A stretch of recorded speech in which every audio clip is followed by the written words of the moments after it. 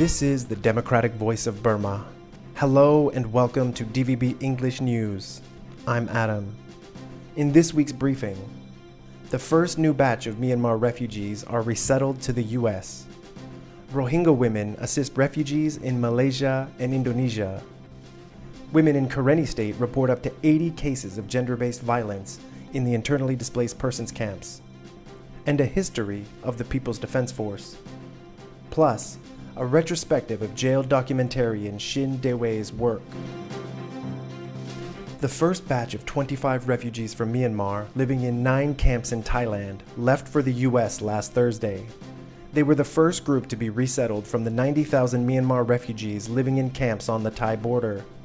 This new resettlement plan was first announced last year by US and UN officials. A previous program saw nearly 100,000 Myanmar refugees resettled to the US from 2005 to 2015, according to the UN.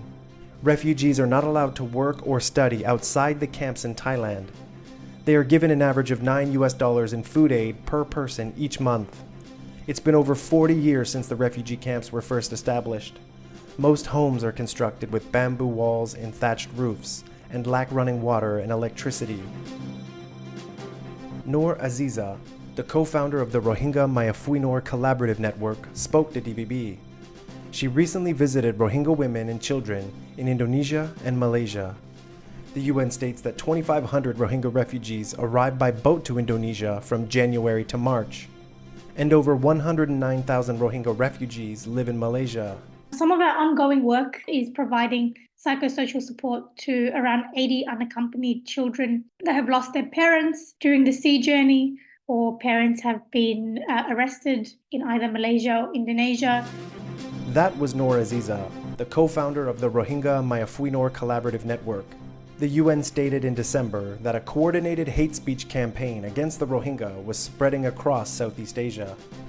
Indonesian protesters broke through a police cordon and forced 137 Rohingya refugees to be relocated to another facility in Banda Aceh on December 27th. The Karenni National Women's Organization reported up to 80 cases of gender-based violence over the last year in the internally displaced persons camps, which are hosting over 280,000 IDPs. We run the safe house in different areas. And we also trying to coordinate with the newly formed the Women's and Children Department of Interim Executive Council. That was Dae Mya, the project manager at Karenni National Women's Organization. The IEC was established as the Provisional Government of Karenni on June 12, 2023. Next up, DVB English News reporter Saw Min Thain on the history of the People's Defense Force. Following the 2021 military coup in Myanmar, our state parliamentarian formed the committee representing Pirongsu Hluttaw. 2 months later, it established the National Unity Government, or NUG. Its aim is to return Myanmar on its path toward democracy rather than submit to military rule. After the nationwide anti-coup protests were violently suppressed, many fled to the border to receive military training from ethnic armed groups. This led to what we now call the PDF under the NUG Ministry of Defense. It divides the PDF into 3 military regions and operates 2 command centers alongside ethnic resistance organizations to fight the military. Research Crew ISP Myanmar states there are over 200,000 PDF members. It also states that ethnic armed groups and its allied PDF control up to 60 towns across Myanmar. Criticism of the PDFs has come from women who've joined its ranks. Some say they faced sexual harassment at PDF bases. That was DVB English News reporter Saw Min Thain.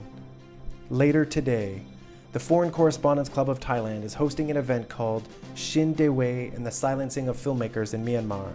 Shin Daewe was sentenced to life in prison under the counterterrorism law in January.